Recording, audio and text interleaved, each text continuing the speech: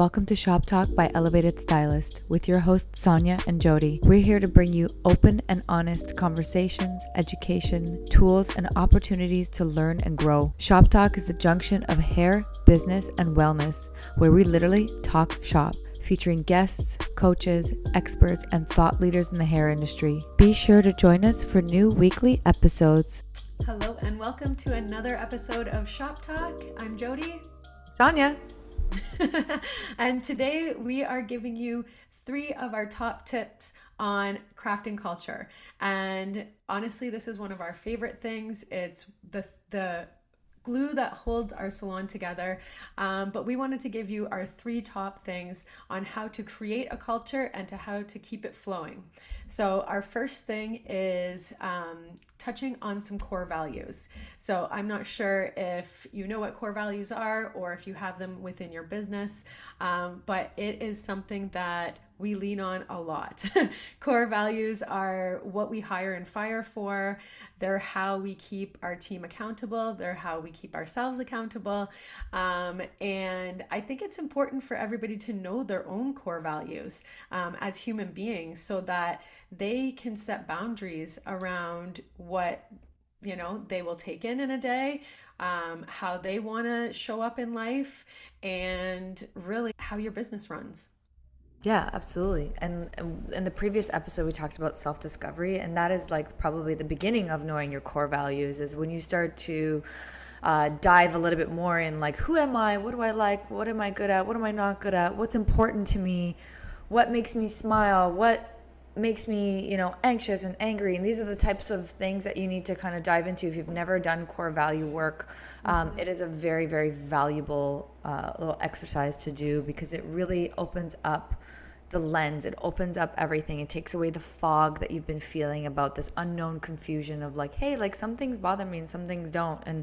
And I think knowing your core values is going to help you relate to other people. It's going to help you understand what you can tolerate and what you won't tolerate, right?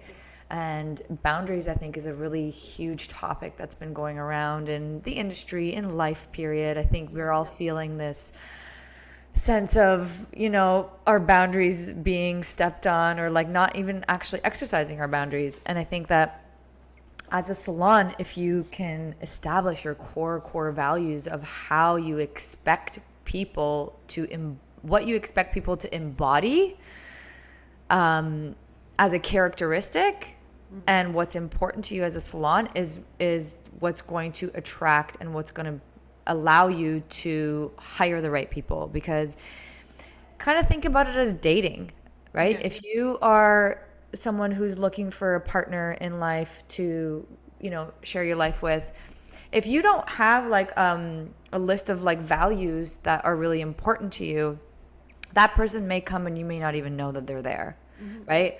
Or you may just attract the wrong person because it's coming from a place of inauthenticity. It's coming from a place of fear or a place of doubt or a place of worry. Or unknown, confusion. Yeah. And I think that's how we were kind of attracting people. And that's how the kind of people that we were starting to have in our salon, it was just like whoever just kind of came, whoever showed up, whoever gave us any sort of attention or brought any sort of clients or like was mildly talented. We were like, okay, like, sure, we've got lots of clients. We'll just give it to them. Right. And I think that was a big mistake that we made was not knowing our core values. And in the Salon Blueprint, there's an exercise in there that we take you through that will allow you to dive deep into discovering your core values as a salon. And you'll slowly start to see that those core values are very in alignment with who you are as a person. Because who we are as a person is what mirrors our business, especially I think in salons more than any other type of business, is we are dealing with human beings and there's a lot of energy exchange going on. And so the more that you can get in touch with who you are and the values that you have, the more you're going to have the right people in your business that are going to help take this business forward and also have a beautiful environment. And I think that that's what we all long for in a salon, is like having that beautiful environment where the energy is always pure and safe and kind and compassionate, and there's lots of growth opportunities there. Yeah. And this is where your core values is, like, I would say, number one key element to crafting a culture is starting with understanding your core values. Yeah. Yeah. And then going into our second point would be, crafting a code of honor. So once you find all these amazing people to work with, um, then you want to get everybody together. And, they already know your core values, they already align with them because you hired them. And then you want to get them together and say, all right, let's conduct like a code of honor that we all make up, that we all create. And then we're going to sign off on it. And as the owners, as management, as the stylists, assistants, every person in your foundation, like, you want to get together and say, okay, what are our code of honor? Like, who do we stand for as a salon team? What's important to us? So you create this list of non-negotiables that, like how you treat each other, how you talk to each other, how you treat the salon. It does mirror your values, but it's coming up with them together so that they feel like they have some part in it, some way in on how it's going to be, because having their input is super important to them feeling like a part of the team, and them feeling like they have some say in the way that people treat them at the salon, and the way that management treats them. It all kind of goes together, but it's such a nice exercise to do all together. And we created like this really nice scroll looking one. We laminated it, and every time we have a new person come onto the team, we get them to read it, we get them to sign it, and it's just a fun little thing that we can do all together. Yeah, I love that. And the code of honor for me is just such a, I don't know, I feel like it's such a deep, beautiful thing because it's how we choose to relate to each other. And it really is a tool for accountability. And not to say that, when you have these things in place for your culture, that things are not going to go wrong, or you're still not going to hire the wrong person, or someone's still not going to leave you. Like, these things will always happen because it's just part of life. But having the core values and the code of honor especially is something that you can tap back into and reflect and be like, does this person still meet this core value of XYZ? Does this person still respect the code of honor? Are they still committed to showing up in this way? And some people, when they start with you, are, and then maybe over the years they're not. And it's a really, really great tool for you to upkeep your salon, to upkeep that culture, for you to reflect back and understand, am I still also resonating with this value? Am I also still resonating with this code of honor? And has everybody been resonating with it? And it's something, like Jody said, it keeps the team together. It has everybody included in it, because leadership is not dictatorship. Yes. Leadership is about inclusivity. It's about communication. It's about bringing new things to it. And it's about getting other people to work with you. Mm-hmm. And this is a really, really great exercise to help the team to be a part of the salon and not just in the salon working.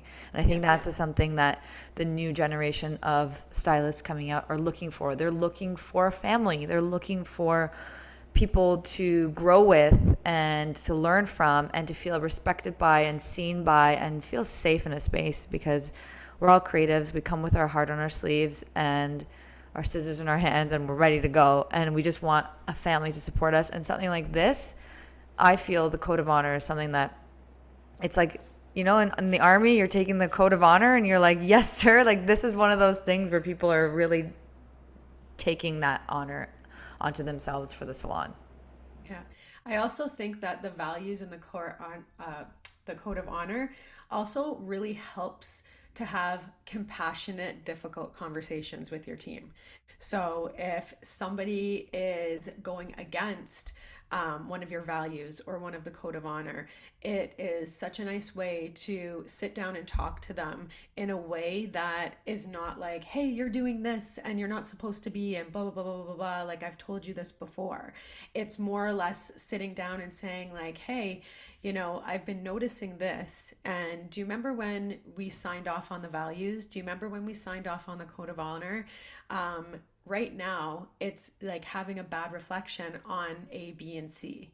And it's really like taking them back and saying, like, do you remember when we went through this and we all agreed upon it? Well, right now, you're not really leaning into that. And it's a good way to pull people up on their bullshit. And it's a good way to pull people up in a compassionate way that reminds them, like, do you remember this? Like, let's go back to that feeling. And a lot of the times they're like, no, you're right. Like, absolutely. And it's not like they're getting their defensiveness up because you're kind of like pointing fingers at them. You're like, hey, I just wanted to remind you of this. And how do you feel like you're acting? Do you feel like you're going with all the values? Do you feel like you're going with the code of honor? It's a really nice tool to have. Yeah, yeah. And that puts us into like the third tip, is regular meetings. And I think that this is something that a lot of people put on the wayside. They're like, I don't have time for meetings. I don't have time. I don't have this. I don't have the energy. And it's like, this is one of the most important things, is like bringing the team together. Yeah. Yeah, we work together every day or whatever the case may be. We see our salon family more than we see our family and friends. But this time that's separated and allotted for specifically for bringing the team together is a special moment where you guys are not working together. You're not with customers. You're not in passing. And it's time where you can bring your whole selves and really connect the team together and have a regular touch base about, hey, like, let's cover our values again. Like, we do a number of different exercises. And over the years, we've gotten creative on the different things that you can do to bring in elements of your values, of how people are relating to them, how people are doing, and how they see their team relating to the values and embodying the values throughout. So the more that you do something like that, the more creative things you come up with. Ultimately, you know your team more than anybody else. And so you can start to pick up on the different things to do. And we love to bring in little exercises that give them an opportunity to reflect on how they lived into those values and how their team lived into those values. And it's really an opportunity to bring people together and open up that space and open up that floor for an open, compassionate growth conversation for the salon. Yeah, you want it to be positive. You want this meeting, you want them to like not dread going into a team meeting. Like, if you have something to say to somebody, that's a one-on-one conversation. That's not bringing the team together and saying like, oh, we're not doing this properly and we're not doing that properly. It's about having like a nice, positive, inclusive team meeting where we're celebrating wins. We do bring in little elements of like housekeeping, we call it, where, we do have to remind people that we have to work as a team to do our closing duties and blah blah blah blah blah, but we really let that like be a very small portion of our meeting. It's like we celebrate our wins, we cover some housekeeping, we go into like how we if we have any promotions coming up, what's going on in the salon for the next month. Like, you want to be able to have these open conversations and the time to do it, instead of like doing it in passing, like, hey, we have this promotion running, make sure you tell your clients. Like, you're not going to tell everybody that promotion, it's going to get missed, and then they're going to be like, what, we have a promotion running? Like, we missed half of the month. So it's a really great way to make sure that all communication is being clear. And then, like Sonia said, then we bring in fun stuff for the rest of it. We talk about how grateful we are for each other. We talk about, and we do a lot of these techniques, and we share a lot of this in the Salon Blueprint under our leadership and our culture modules. But it honestly is something that it holds the glue together. Like, people want to come together. It's a great way to start your day. And you make it like nobody wants to have a team meeting where it's wasting anybody's time. but everybody wants to leave a team meeting where everybody feels good, they feel pumped up, we feel like, yay, we conquered another month, we did amazing, and let's do another month, you know? Yeah, and it gives people an opportunity to be seen, acknowledged for the work that they're doing, because you're not always able to. I mean, in our salon, we're always pumping each other up, but sometimes you just forget. Like, somebody's been doing something great the whole month, and it's like they don't even know. They don't even know how great they've been doing. So it's an opportunity to acknowledge your team individually and as a team put together. And another thing that we love to do is touch bases, where we sit down with them one day a week for like 10 or 15 minutes. And it's a quick touch base. It's like a, hey, how's things going? We cover the things that we need to cover. And in the blueprint, we share with you those things, those key little elements that are really important in a touch base. And it just gives your team the opportunity that if there's something that comes up, you're not waiting, and they're not holding something inside themselves, waiting for like a serious one-on-one meeting to have this conversation with you. You get to nip it in the bud, whether it's their performance, whether it's their attitude, whether it's their dress code, but it could be anything. They've been late all week. You can touch base with them. Hey, like, I noticed like last week you were late every day. Like, are you okay? Yeah. Like, is there something going on? And it's an opportunity to kind of clear the air before it gets stinky. Yeah. And it gives your team member an opportunity for them to have something that anchors them back into the culture, for them to know that, hey, I'm still important here. Yeah. I'm not just like a person in the corner doing hair, pumping out highlights. I'm still important. They actually care about me, and I can actually see growth in my career, and I can see growth in myself because of these little touch bases. And those are one of the things, these two things, actually all of them, but these last two things is like something that I think is a regular maintenance thing, because we've worked with our clients, and a lot of them, they do the first two things, the values and the code of honor, which is great because it's a fun thing to do. Everyone's all excited about it. But then when it comes to the meetings and the touch bases, that's the maintenance. It's like the same thing as you go to the gym and you lose 50 pounds. Great, you got there. You look fabulous, but you have to keep it up. Yeah. Right? It's the same type of thing. These meetings and the touch bases is what regularly it continues to evolve and develop your culture, because you're continuously bringing new people in, and you need to integrate them in with meetings. You need to integrate them in with touch bases to get to know them. And that is really the foundation of how a culture operates, and how you're going to continue to maintain it. Yeah, absolutely. Yeah, because like Sonia said, like it's the time that we invest. So whether you have a manager or some head team, or you're going to be doing this yourself, like, carve out the time. Put those like little blocks in your day. Like, make sure that you're making the time, because it can go missed and missed and missed, and then you fall off your routine, and then you will start to see the little things unravel in the salon. So it's really, really important to actually like go into your calendar, block out some time, make sure that you're making the time and the effort to touch base with them, and to make the meetings, because it's a huge investment in your team, in your culture, and it's something that really works. Yeah. And it pays off in the end. Like, this is year 6? Yeah. 5 or 6. And like, it's almost like it just happens on its own now. And like, everyone that's a part of our team understands what this culture is about. And everybody new that comes in, the team takes care of that person. And it's like passing it on. So it's like, you don't always have to be the one that's doing it. But when you are the one who creates it and shares it and maintains it, then it starts to maintain itself, and it starts to become its own ecosystem that starts to feed itself in a beautiful way. Yeah. We hope you guys love this episode, and we're going to be dropping some other juicy little episodes in the next month about culture, the blueprint, values, all the good stuff. So stay tuned. We have another one coming up for you. Bye. Bye. Thank you for tuning in, and be sure to join the party on our social channels. And if you have any questions, you can reach out via email at hello@elevatedstylist.com. We'd love to hear from you.